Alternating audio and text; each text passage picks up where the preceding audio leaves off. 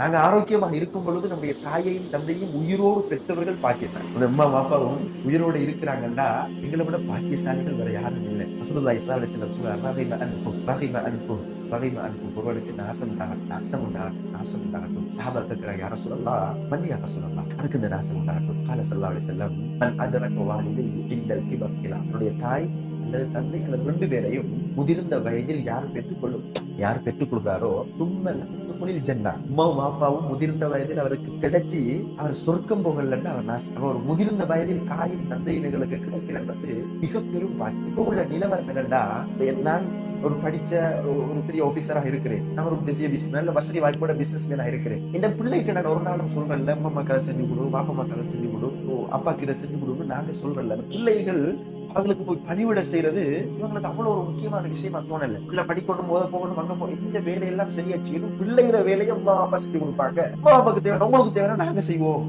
என்று பெற்றோர்களோடு பேசக்கூடியவர்கள் இருக்கிறார்கள். அன்புக்குரியவர்களே, நாங்க மௌத்தா போனா எங்களுக்காக பிரார்த்திக்கணும். நாங்க முதிர்ந்த வயதை அடைந்தா எங்களுக்கு அவங்க என்ன செய்யணும்? பணிவிட செய்யணும். அவங்கள கஷ்டப்படுத்துறது இல்ல, அவங்க சொர்க்கம் போகணும் என்பதற்காக அவங்களுக்கு எங்களை பணிவிட செய்யற சந்தர்ப்பம் நாங்க கொடுக்கணும். அதுக்காக என்ன செய்யணும்?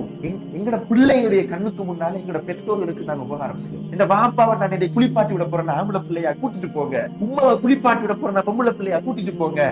நகத்தை விட்டு விடுங்க, கலைய மாறி விடுங்க. அவங்களுக்கு உபகாரம் செய்கிற பொழுது எங்களோட பிள்ளை பக்கத்துல இருந்து பார்க்கணும். அப்படி உருவாக்குங்க. சின்ன சின்ன வேலைகள் உருவாக்க செய்ய சொல்லுங்க.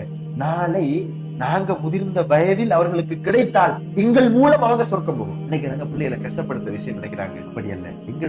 எங்கள் மூலம் சொர்க்கம் போகணும். அதுக்கான சந்தர்ப்பம் எங்களோட பெற்றோர்கள் மூலம் சொர்க்கம் போகிற வாய்ப்பை அவர்களுடைய கண்ணுக்கு முன் நாங்கள் செய்தால் அவங்க எங்கள் மூலம் சொர்க்கம் போகிற வாய்ப்பு பெறுவாங்க. இது ஒரு சங்கிலி தொடர்.